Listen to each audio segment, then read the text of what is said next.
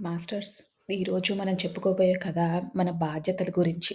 ఎప్పుడు మొదలవుతాయి, ఎప్పుడు ఎండ్ అవుతాయో కూడా మనకు తెలీదు. ఎప్పుడు అయిపోతాయో కూడా తెలీదు. ఎందుకంటే అందులో కూరుకుపోయి ఉన్నాం మనము. అంటే ఈ ఈ భౌతికంలో ఉన్నప్పుడు రకరకాల ఆలోచనలు, తర్వాత బాధ్యతలు మన మీదకొచ్చి పడతాయి. కొన్ని మనం తెచ్చుకున్నవి, కొన్ని హ్మ్, ధర్మంగా వచ్చినవి. కాకపోతే ఈ ధ్యానం మహిమ ఏంటంటే, ఈ సంసారంలో నిర్వాణాన్ని ఎట్లా పొందాలి? అంటే మనకి మాస్టర్స్ ఎంతమంది చెప్పినా, మీరందరూ ఇప్పుడు సన్యాసంకి వెళ్ళిపోండి అని ఎవ్వరు చెప్పరు. వాళ్ళేం జెప్తారు, సంసారంలో ఉంటూనే నిర్వాణాన్ని పొందాలి. అంటే ఆ దివ్య స్థితిని పొందాలి. దానికి చేసే ప్రయత్నమే ఈ కథలు. ఈ ఈ రోజు చేసే సత్సంగాలు, ఈ ధ్యానాలు ఇవన్నీ కూడా ఆ సంసారంలో నిర్వాణ పొందే ప్రయత్నం మాత్రమే. ఒక్కరోజైనా మనము డిటాచ్డ్‌గా ఉన్నా, ఒక్కరోజైనా మనం మారినా, మనం ఏదో సాధించినట్టు భావించొచ్చు. అంటే కనీసం నిన్నటి కంటే ఇవాళ బెటర్‌గా ఉన్నాము. ఇవాల్టి కంటే రేపు బెటర్‌గా అవుతాము అనే ఉద్దేశంతో చేసిన ప్రాసెసే ఈ ధ్యానము, ఈ కథలు ఇవన్నీ కూడా. సో, అలాంటి కథల్లో ఒక కథ. బాధ్యత గురించి చెప్పేది. ఎలాంటి బాధ్యతలు మనము ఎలా బాధ్యతల్ని ఎంత డీటెయిల్డ్‌గా అంటే ఆ అటాచ్‌మెంట్‌ని, బాధ్యతల్ని ఎంత డీటెయిల్డ్‌గా వెళ్ళిపోతామో ఒక్కోసారి అన్నది చెప్పే కథే ఈ కథ. అయితే ఒక ఊర్లో ఒక ఒకతనుండేవాడు. అతని దగ్గర మిఠాయి షాప్ అనమాట. స్వీట్లు అమ్ముకునే అతను. మంచిగా ఉంది బిజినెస్. ముగ్గురు పిల్లలు. ముగ్గురు అబ్బాయిలే. పెళ్ళాం కూడా చక్కగా మంచి ఆవిడే. చక్కగా మంచి ఫ్యామిలీ, హ్యాపీ ఫ్యామిలీ. అసలు ఏ ప్రాబ్లమ్సు లేవు. మిఠాయిలమ్ముకుంటారు. అందులో వచ్చిన లాభాన్ని సరిపడేంత భోజనం ఉంది. సరిపడేంత అన్నీ ఉన్నాయి. గొప్పవాళ్ళు కాదు. అంటే హ్మ్. సరిపడినంత ఉన్నంత. అంటే మిడిల్ క్లాస్ ఫ్యామిలీ అంతే. అయితే ఒకరోజు ఊరికి ఒక ముసలాయనొస్తాడనమాట. చాలా ముసలాయన ఎక్కడెక్కడో ఊర్లన్నీ తిరిగి ఈ ఊరికొస్తారు. వచ్చినప్పుడు ఈ మిఠాయి షాప్ కదా ఈయనది. ఈ మిఠాయి షాప్ ముందు ఒక వరండాలాగా ఉంది. చిన్న వరండాలాగా. మిఠాయి షాప్‌లో మిఠాయిలే కాదు, సాయంత్రం పూట ఈ స్నాక్స్, పకోడీలు, బజ్జీలు అవి గూడా అమ్ముతారు గదా! అవన్నీ కూడా అతను బయట పెట్టి ఆ వరండాలో కూర్చొని తినేవాళ్ళుంటారు. సో, మిఠాయి షాప్ ముందు ఒక వరండా ఉంటది. ఆ వరండా మీదకొచ్చి కూర్చుంటాడు ఈ ముసలాయన. కూర్చుంటే అతని స్థితి చూస్తే చాలా దీనంగా ఉంది స్థితి. కంబలి ఒకటేసుకొని, చిరిగిపోయిన కంబళి. అయితే అదేసుకొని కూర్చున్నాడు ఆ ముసలాయన. ఇతను బాధపడి, "ఏం తాత ఇక్కడ కూర్చున్నావు?" అంటే, "నాకు కొంచెం ప్రాబ్లముంది. నేను నేను అన్ని తీర్థయాత్రలకెళ్తున్నా.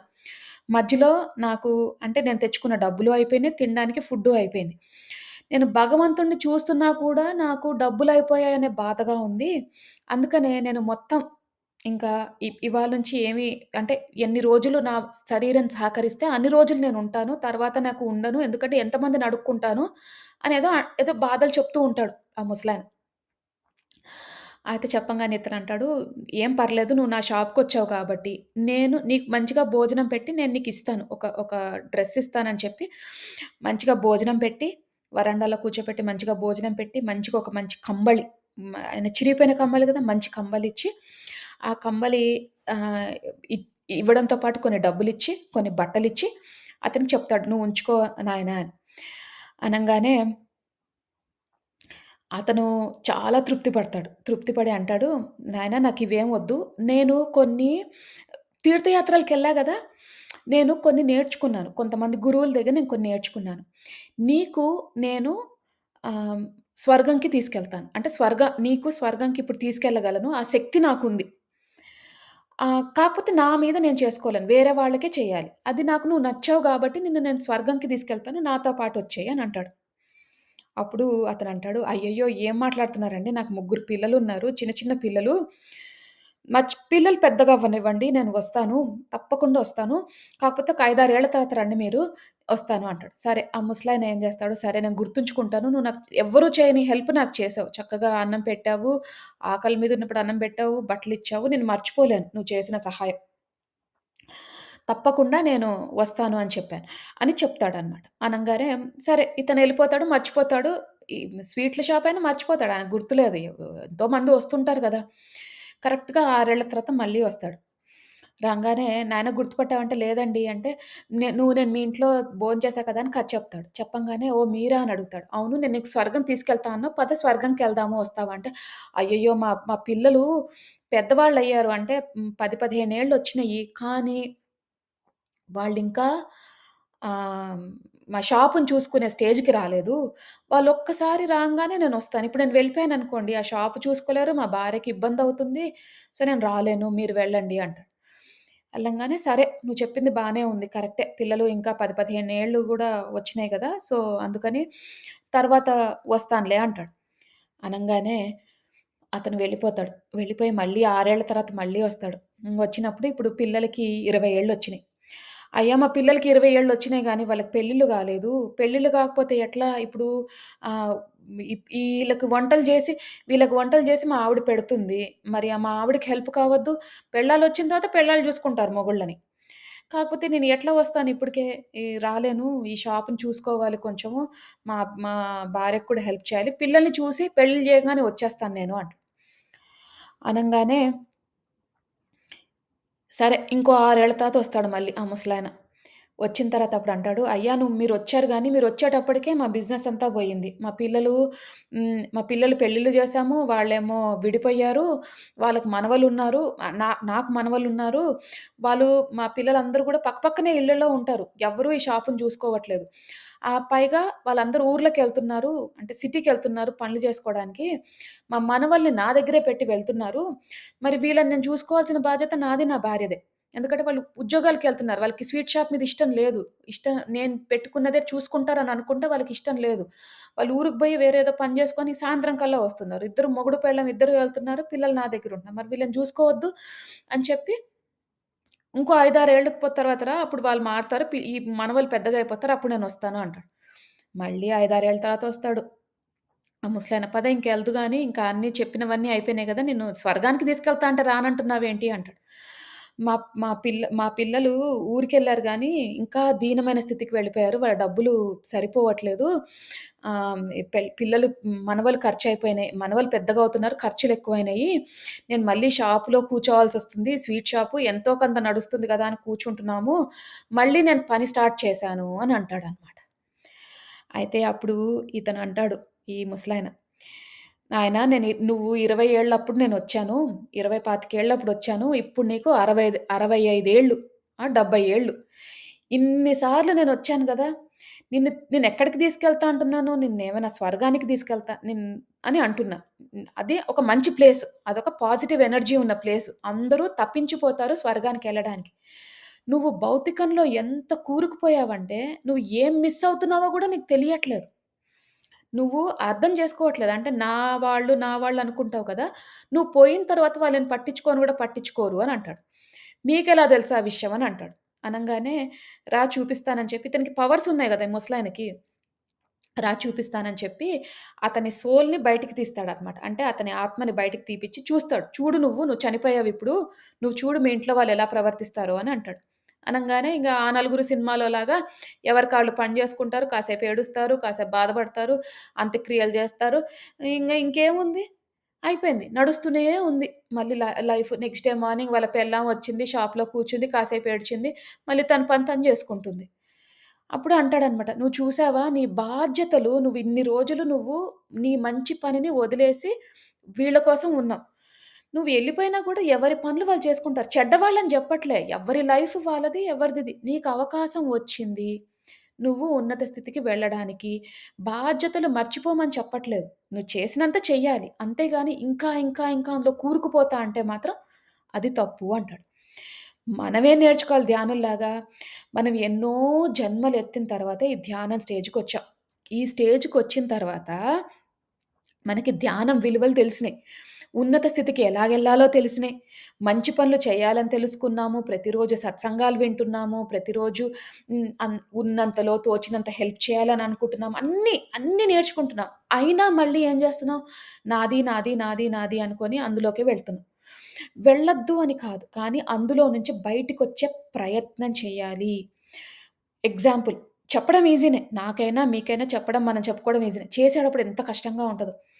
పిల్లలకి ఒక వంట చేస్తాం. వాళ్ళది తినరు. తల్లిగా మన బాధ్యత ఏంటి? ఇంకోటి ట్రై చేస్తాం. వాళ్ళది గూడా తినరు. అప్పుడేం జేయాలి మనం? ఇంకో 4, 5, 10 బయట నుంచి తీసుకొచ్చి అవన్నీ చేయకుండా కొంచెం తగ్గించుకోవాలి. సరే మనం మనం తల్లిగా బాధ్యత చేశాము. మంచిగానే ఫుడ్ చేశాము. ఫస్ట్ టైమ్ సరే బాలేదనుకుందాం. సెకండ్ టైమ్ ఇంకొక వాళ్ళకిష్టమైనది చేశాం. అయినా వాళ్ళు తినలేదు అంటే వాళ్ళకి తినాలని లేక వాళ్ళు తినలేదు. ఇప్పుడు ఈ కథలో ఈ ముసలాయనకి స్వీట్ షాప్ ఉంది. అంత బాగా నడుస్తుంది. నడుస్తున్న టైంలో పిల్లలు పెద్ద అవ్వాలని ఈయన వెయిట్ చేసాడు. ఆయనేమనుకున్నాడు? ఆయన ప్రణాళిక ఏమేసుకున్నాడు? ప్లాన్ ఏమేసుకున్నాడు? మా పిల్లలు నా స్వీట్ షాప్ చూసుకుంటారు. అందరూ అన్యోన్యంగా ఉంటారు. అందరూ ఇట్లా ఉంటారు అనుకునేటప్పటికి పెళ్ళాళ్ళొచ్చిన తర్వాత, పెళ్ళిళ్ళయిన తర్వాత అందరికి వేరు వేరు హ్మ్, భావాలుండడంతోటి అందరూ విడిపోయారు. విడిపోయినప్పుడు ఏమవుతుంది? ఎప్పుడైనా ఒక ప్రాపర్టీ ఉన్నప్పుడు విడిపోయినప్పుడు తగ్గిపోతుంది. మనం అనుకున్నదొకటి, అయినదొకటి. సో, అది ఎప్పుడు మనకు అవుతుందని అట్లాంటప్పుడు డిటాచ్ అయిపోవాలి. బాబు మీ పిల్లలు మీ ఇది నువ్వే చూసుకో అని వాళ్ళ మనవల్ని వాళ్ళ పిల్లలకి అప్పజెప్పుండాల్సింది. అతనేం చేశాడు? ప్రేమ ఎక్కువైపోయి మనవల్ని చూడడం మొదలెట్టాడు. మనవళ్ళు చూడడం గాదు. మనవళ్ళ బాధ్యత తీసుకోవడం మొదలెట్టాడు. పిల్లలు సరిగ్గా లేరని పిల్లల బాధ్యత కూడా ఈయన తీసుకుంటున్నాడు.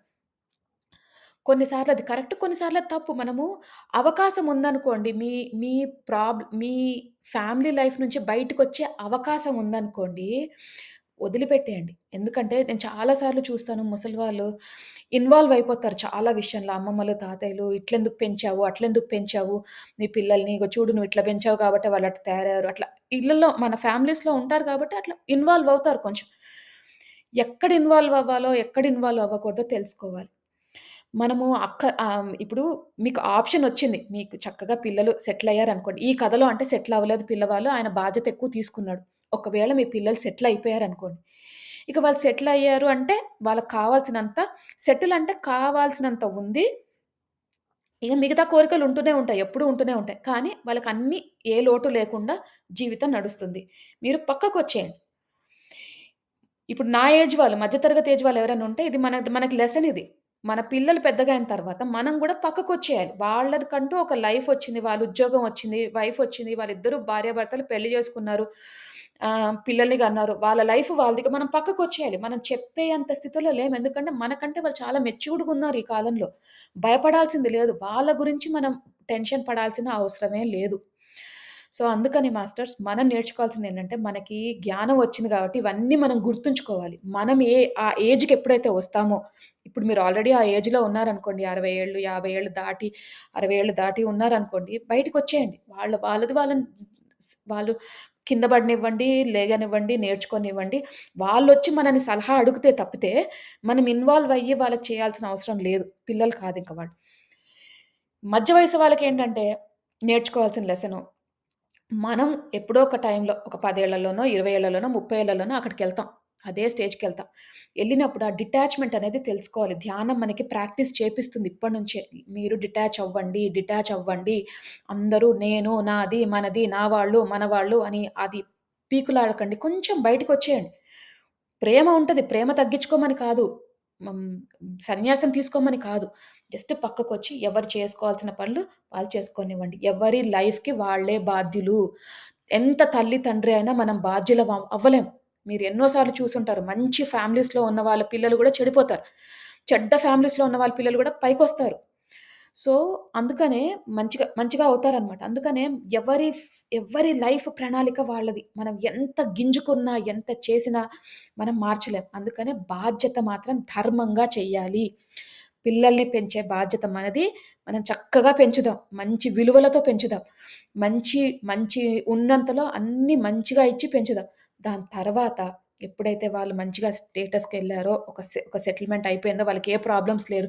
వాళ్ళు మన దగ్గరికి రాకపోతే, మనం కూడా కొంచెం దూరంగానే ఉండాలి. మన ధ్యానంలో చేసుకుంటూ, మిగతా ఎంతోమందున్నారు బయట హెల్ప్ చేయాల్సిన వాళ్ళు.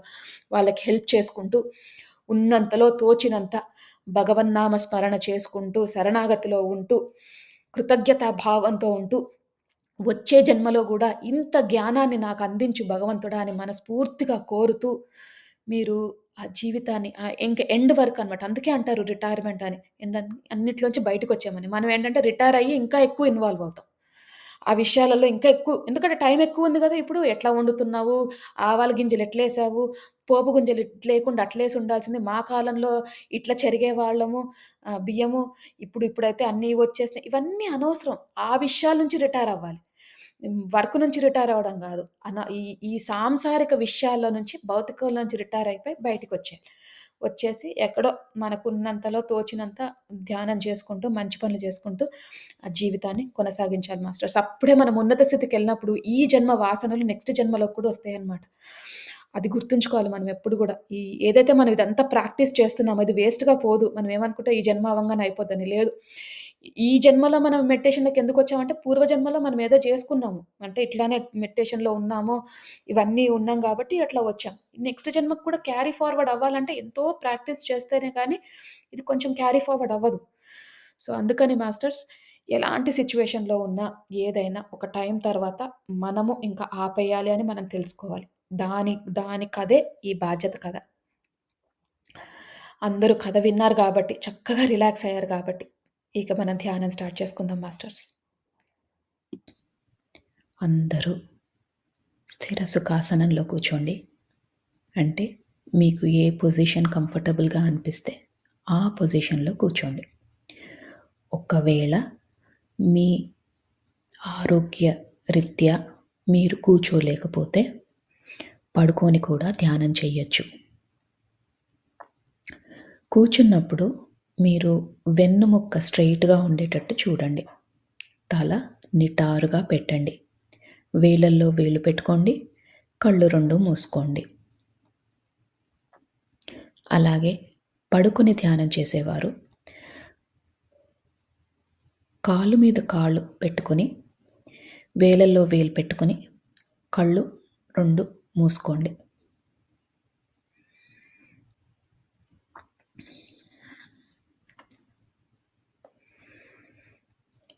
ఇప్పుడు మనము నిండు శ్వాసని తీసుకుందాం. అంటే శ్వాస ఎంత నిండుగా ఉండాలంటే, మనం శ్వాస లోపలికి పీల్చుకుంటున్నప్పుడు, ఈ విశ్వంలోని సమస్త కాస్మిక్ ఎనర్జీ అంతా కూడా మీ శరీరంలోకి వెళ్తున్నట్టు భావించండి. ఈ విశ్వంలో ఎంతో మంచి పాజిటివ్ ఎనర్జీ ఉంది. అదంతా కూడా మనం స్వీకరిస్తున్నాం. మన శరీరాన్ని, మన మనసుని ఓపెన్ చేసి పెట్టుకున్నాం. ప్రతి ఒక్క కాస్మిక్ ఎనర్జీ గానీ, పాజిటివ్ ఎనర్జీ గానీ రిసీవ్ చేసుకునే స్థితిలోకి వెళ్ళబోతున్నాం. అందుకని చక్కగా ఒక్క నిండైన శ్వాస తీసుకోండి.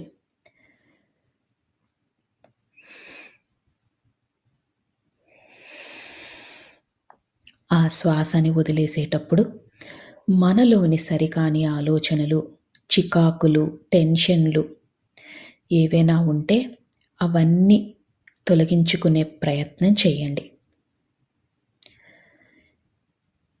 ఈ నిండైన శ్వాస తీసుకున్నప్పుడు మీ ఊపిరితిత్తులు నిండుగా అనిపిస్తాయి. అలాగే ఆ శ్వాసని వదిలేసేటప్పుడు చాలా తేలికైపోతాయి. దీన్ని గమనించండి. ఇలానే ఒక 5 సార్లు నిండైన శ్వాస తీసుకొని వదిలేసే ప్రయత్నం చేయండి.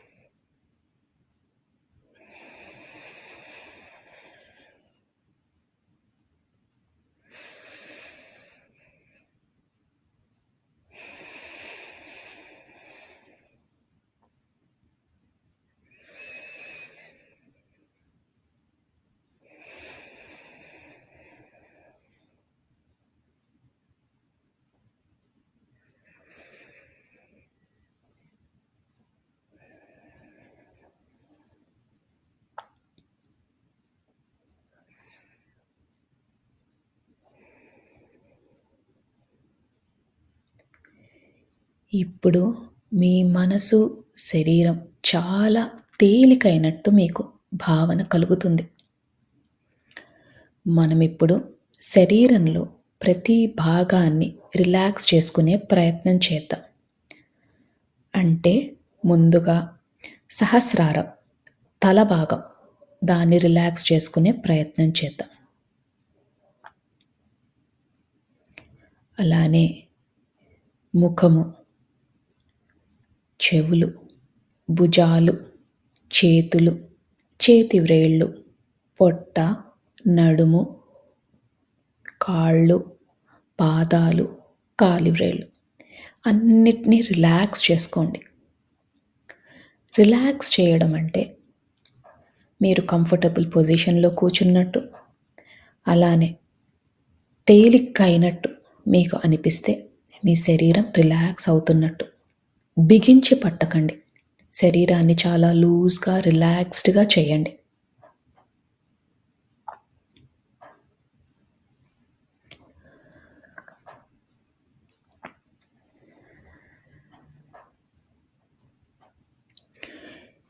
ఇప్పుడు మీ శరీరం అంతా రిలాక్స్ అయింది. మీ మనసు కూడా చాలా తేలిక అయింది. ఇక అతి ముఖ్యమైన విషయం, మీరు ఎలాంటి సమస్యతో బాధపడుతున్నా, ఎలాంటి స్థితిలో ఉన్నా, ఇదంతా తాత్కాలికమని మాత్రమే గుర్తించండి. ఎందుకంటే ఏ సమస్యకైనా ఒక సమాధానం ఉంటుంది. దాని దొరికే ప్రయత్నమే, దాన్ని కనుక్కునే ప్రయత్నమే ఈరోజు మనం చేసే ఈ ధ్యానం. అందుకని శరీరం అంతా రిలాక్స్ చేస్తున్నాం. మనసుని రిలాక్స్ చేస్తున్నాం. ఎలాంటి పరిస్థితులైనా కూడా ఒక అరగంట పాటు మనం అది పక్కన పెడుతున్నాం. అంటే దాన్ని మర్చిపోయే ప్రయత్నం చేస్తున్నాం. మరి ఇది మర్చిపోవాలంటే మనకి ఆ భగవంతుని శక్తి కావాలి. మీ ఇష్టదైవమైన ఎవరైనా మీ ఇష్టదైవం ఉంటే ఆ ఇష్టదైవాన్ని మనస్ఫూర్తిగా నమస్కరించుకోండి. అలానే ఒకవేళ మీకు ఇష్టదైవం లేకపోయినా, భగవంతుడి పైన నమ్మకం లేకపోయినా, ఈ విశ్వంలోని ఉన్న కాస్మిక్ ఎనర్జీ, ఆ పాజిటివ్ ఎనర్జీ ఏదైతే మనల్ని నడిపిస్తుందో దాన్ని నమస్కరించుకొని, కృతజ్ఞతలు తెలియజేసుకొని, మనతో పాటు ధ్యానం చేయడానికి ఆహ్వానించండి. మీ ఇష్టదైవాన్నైనా, ఈ పాజిటివ్ ఎనర్జీనైనా మనతో పాటు ధ్యానం చేసే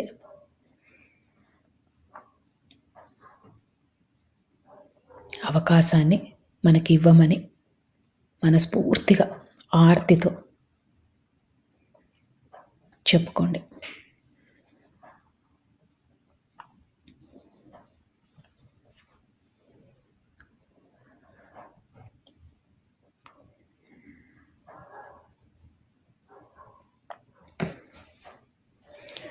మీ శరీరం అంతా తేలికైపోయింది. మీ మనసు కూడా చాలా తేలిగ్గా ఉంది. ఇక మనం ధ్యాన లోతుల్లోకి వెళ్దాం.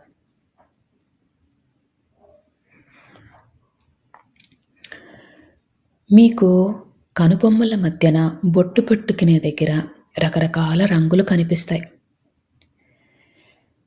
కొన్నిసార్లు విజన్స్ కానీ, కాంతులు కానీ కనిపిస్తాయి. దాన్ని థర్డ్ ఐ లొకేషన్ అంటారు. ఈ ధ్యానం మొత్తంలో కూడా ఆ లొకేషన్‌లో అంటే మీ కనుబొమ్మల మధ్యన దృష్టి పెట్టేలాగా, దాని మీద ఫోకస్ పెట్టేలాగా చూసుకోండి. మీకు ఎప్పుడు ఆలోచనలు వచ్చినా నెమ్మదిగా శ్వాస మీదికి ధ్యాస మరల్చండి. ఆలోచనలు వస్తూ ఉంటాయి. అది చాలా సహజం. ఆలోచనలు వచ్చినప్పుడల్లా నెమ్మదిగా శ్వాస లోపలికి ఎలా వెళ్తుంది, ఎలా బయటికి వస్తుంది అని గమనించండి.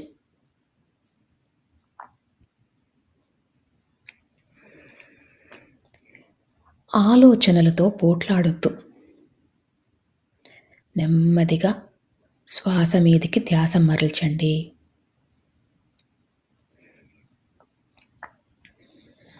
ఈ ప్రక్రియలో, ఈ ధ్యాన ప్రక్రియలో చాలాసార్లు ఆలోచనలు వచ్చే అవకాశం ఉంది. మనం ధ్యానం లోతులోకి వెళ్ళినప్పుడు ఏ ఆలోచనలు రావు. అందుకనే ఆలోచనలు వచ్చినప్పుడల్లా శ్వాస మీదికి ధ్యాస మరల్చండి.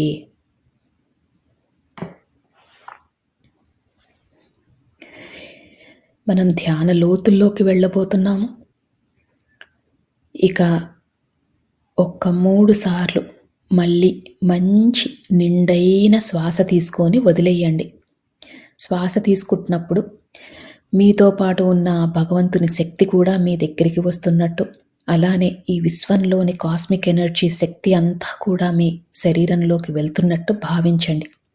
ఈసారి ఆ శక్తి రెండింతలయ్యింది. ఎంతో అద్భుతమైన ఈ శక్తిని మనం స్వీకరిస్తున్నాం. అందుకని శ్వాస లోపలికి వెళ్ళేటప్పుడు చక్కగా నిండుగా మీ ఊపిరితిత్తులన్నీ కూడా నిండుగా అయ్యేటట్టు భావించి ఆ శ్వాసని తీసుకొని మళ్ళీ వదిలేయండి. ఇలా 3 సార్లు చేయండి.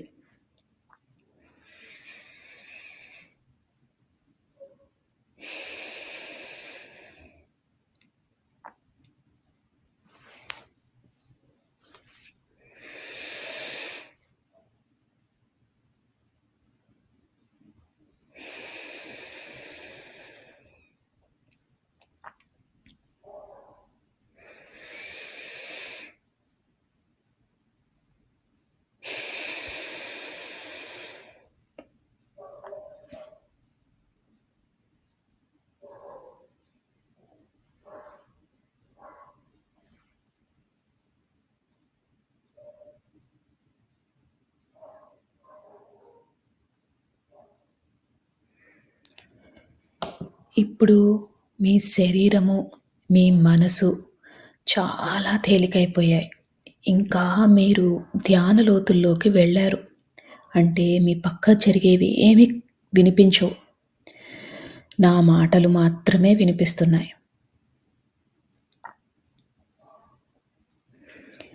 ఆ కనుబొమ్మల మధ్యన ఉన్న ఆ ప్రదేశాన్ని, అంటే థర్డ్ ఐ లొకేషన్‌ని బాగా ఫోకస్‌లో పెట్టండి. ఒక్కోసారి మీకు ఆ థర్డ్ ఐ లొకేషన్‌లో కొంచెం భారంగా అనిపించినా, నొప్పిగా అనిపించినా అది చాలా సహజం.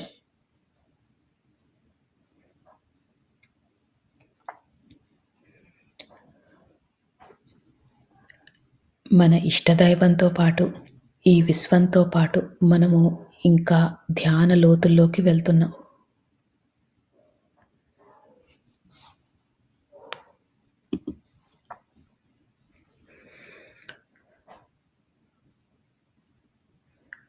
ఈ ధ్యాన లోతుల్లోకి వెళ్ళేటప్పుడు మీరు గమనించాల్సిన విషయం, మీ శరీరమంతా చాలా తేలికైపోయింది. మీకు ఎలాంటి ఇబ్బందులు లేవు. మీరు చాలా ధ్యాన స్థితికి వెళ్ళబోతున్నారు. ఈ విశ్వం మనకు సహకరిస్తుంది. మనము అద్భుతమైన స్థితికి వెళ్ళబోతున్నాం. మనకున్న పరిస్థితులు తాత్కాలికం మాత్రమే.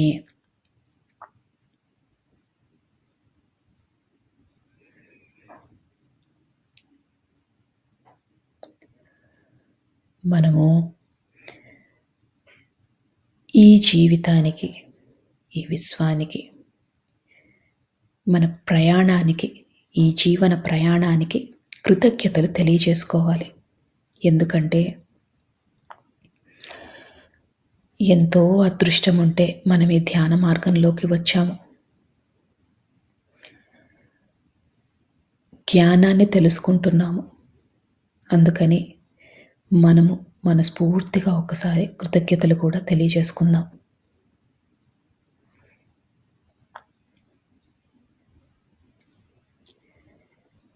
ఈ కృతజ్ఞతలు తెలియజేసినప్పుడు మీ శరీరం ఇంకా తేలికవుతుంది. ఎందుకంటే మీలోని సరికాని ఆలోచనలన్నీ తొలగిపోయాయి. మీరు ఎంతో రుణపడి ఉన్నారు ఈ అవకాశానికి, ఈ విశ్వానికి.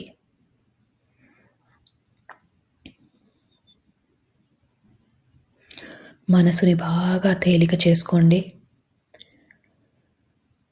అదే స్థితిలో ఉండండి.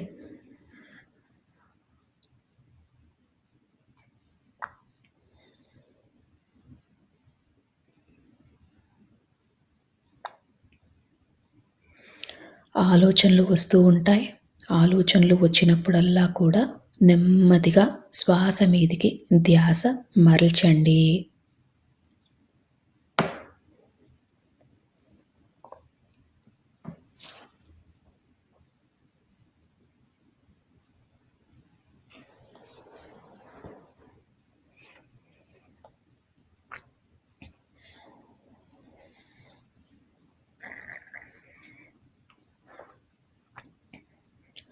మనము మానవ జన్మ ఎత్తిందే కర్మలు తీర్చుకోవడాని కోసం.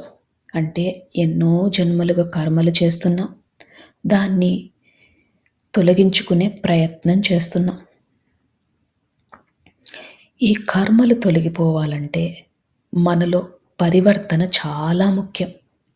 అలానే పశ్చాత్తాపం, ప్రాయచిత్తం కూడా చేసుకోవాలి.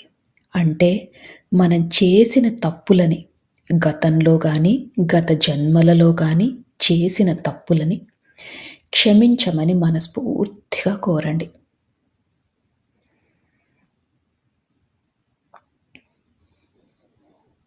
అలానే పరివర్తనలో ఉంటాము అని సహాయం కావాల్సిన వాళ్ళకి సహాయం చేస్తామని మనస్ఫూర్తిగా సంకల్పం చేసుకోండి.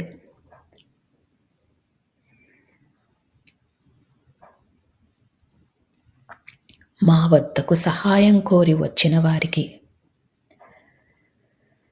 తప్పకుండా మాకు ఉన్నంతలో తోచినంత తప్పకుండా సహాయం చేస్తాము. మేము నేర్చుకుంటున్న ఈ ధ్యానాన్ని, జ్ఞానాన్ని పంచుతాము.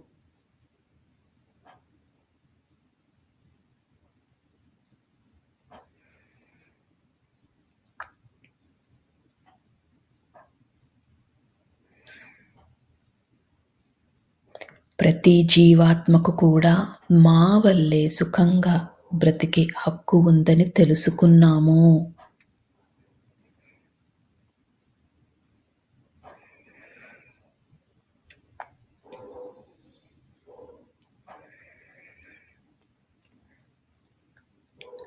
ఈ విశ్వానికి, ఈ భూమాతకు కావాల్సిన సహాయం చేస్తాము.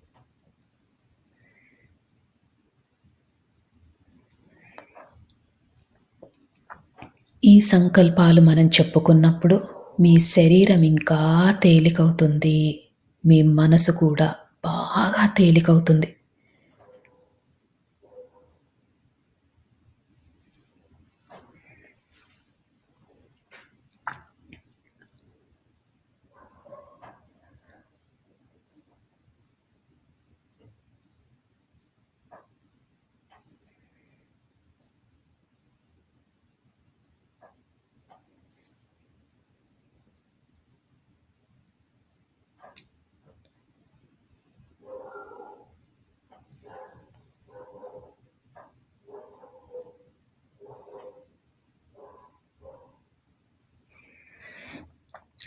ఈ సంకల్పం చెప్పుకున్నప్పుడు మీ శరీరం చాలా తేలికైంది. ఇంకా లోతులోకి వెళ్ళే ప్రయత్నం చేయండి. మీ పక్కన ఏది జరుగుతున్నా మీకు పట్టించుకోవద్దు.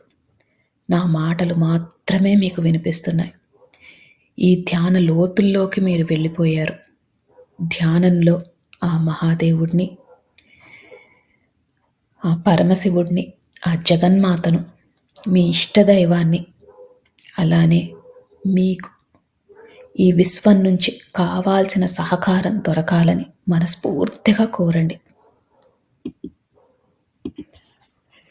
ఇప్పుడు విశ్వంలోని సమస్త కాస్మిక్ ఎనర్జీ అంతా కూడా కాంతుల రూపంలో మన శరీరంలోకి వెళ్తున్నట్టు భావించండి.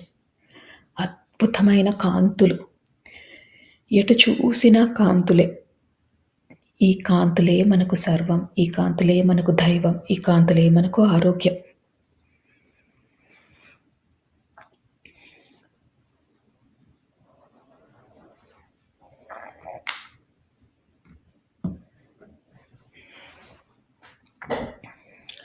ఈ అద్భుతమైన కాంతుల వల్ల మన శరీరం చాలా ఆరోగ్యంగా ఉంటున్నట్టు భావించండి. అలానే ఈ ధ్యానం చేసినందువల్ల మనలోని సరికాని ఆలోచనలు అన్నీ తొలగిపోతున్నట్టు భావించండి.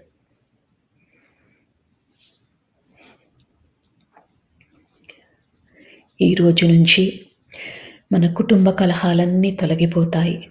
మన ఆర్థిక స్థితి మెరుగుపడుతుంది. మనం పడుతున్న మానసిక వ్యధ తొలగిపోతుంది. మన ఆరోగ్యం మెరుగుపడుతుంది. అద్భుతమైన కాంతులు ఎటు చూసినా కాంతులే.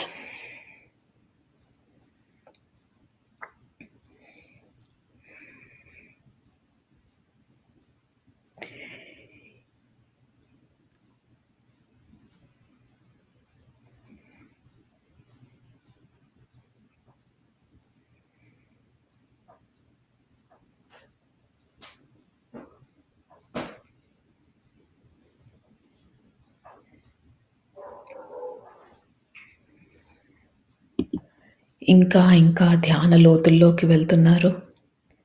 అద్భుతమైన స్థితి. శరీరము, మనసు అన్నీ తేలికైపోయాయి.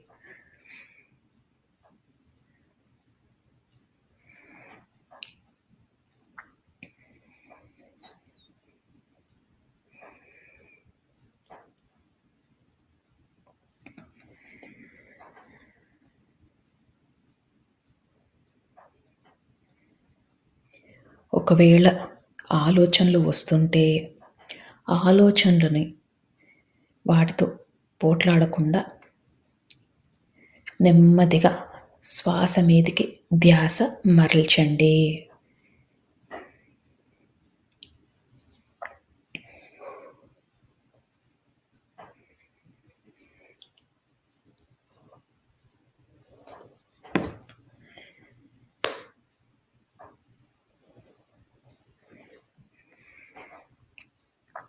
ఇంకా ఇంకా ధ్యాన లోతుల్లోకి వెళ్తున్నారు.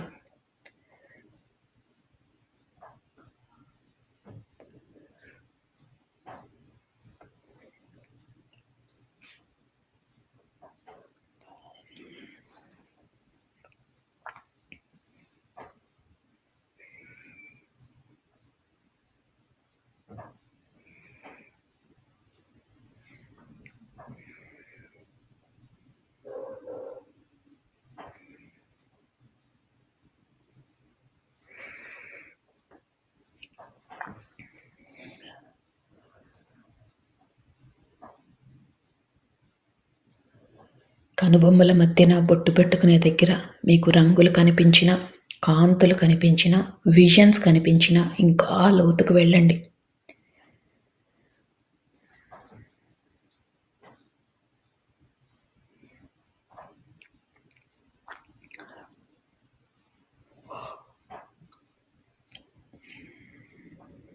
అద్భుతమైన ధ్యాన స్థితిలో ఉన్నారు. సంకల్పాలు చెప్పుకున్నాం. పశ్చాత్తాపంలో ఉంటామని, ప్రాయశ్చిత్తం చేసుకుంటామని, పరివర్తనలో ఉంటామని మనము విశ్వానికి మాట ఇచ్చాం.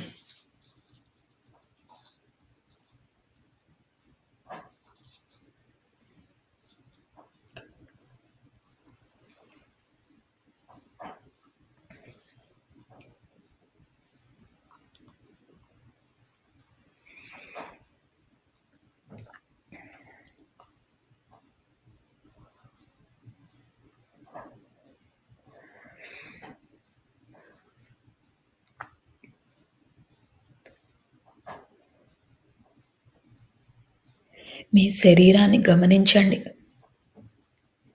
చాలా తేలిగ్గా ఉంది.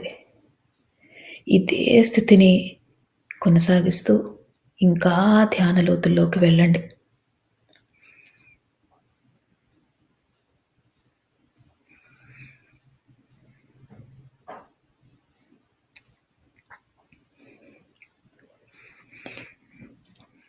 ఇప్పుడు మీరు ఈ జన్మలో ఎవరినైనా మీరు బాధ పెట్టి ఉంటే మనస్ఫూర్తిగా వాళ్ళకి క్షమాపణలు తెలియజేసుకోండి.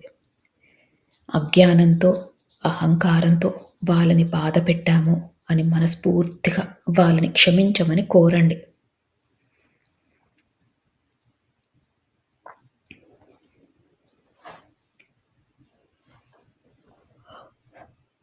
అలానే ఎవరైనా మిమ్మల్ని బాధపెట్టి ఉంటే ఈ ఈ గతంలో వారిని మనస్ఫూర్తిగా మీరు క్షమించండి.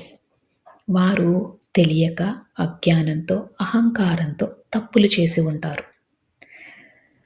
అందుకని మీకు వారిపైన ఎలాంటి కోపమున్నా, ద్వేషమున్నా అవన్నీ తొలగించుకోండి.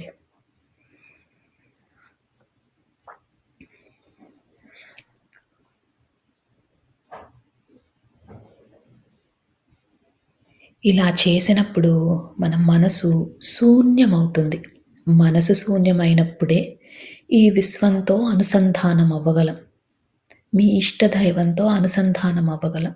అందుకని ఎవరిపైనైనా కోపం గాని, ద్వేషం గాని ఉంటే అవన్నీ తొలగించుకోండి. శూన్య స్థితికి చేరుకోండి.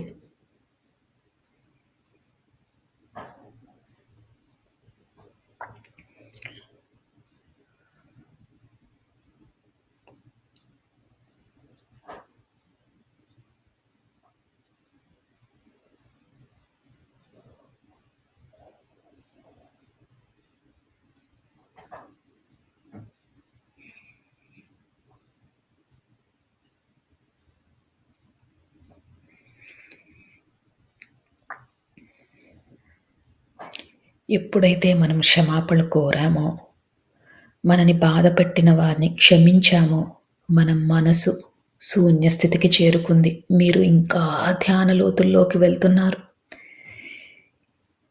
ఆ విశ్వంతో అనుసంధానం అవుతున్నారు.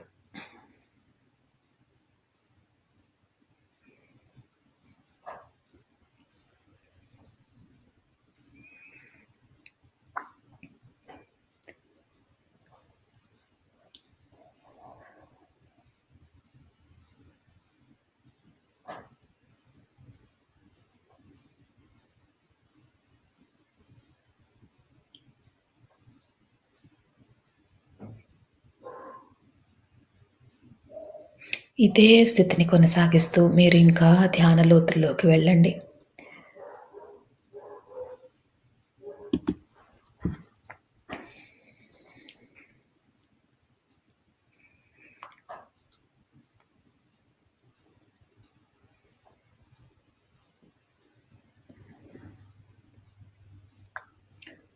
అద్భుతమైన ధ్యాన స్థితిలో ఉన్నారు. ఇదే స్థితిని కొనసాగిస్తూ మీరు ఇదే స్థితిలో ఉండొచ్చు. ఒకవేళ ఈ స్థితి నుంచి బయటికి రావాలనుకుంటే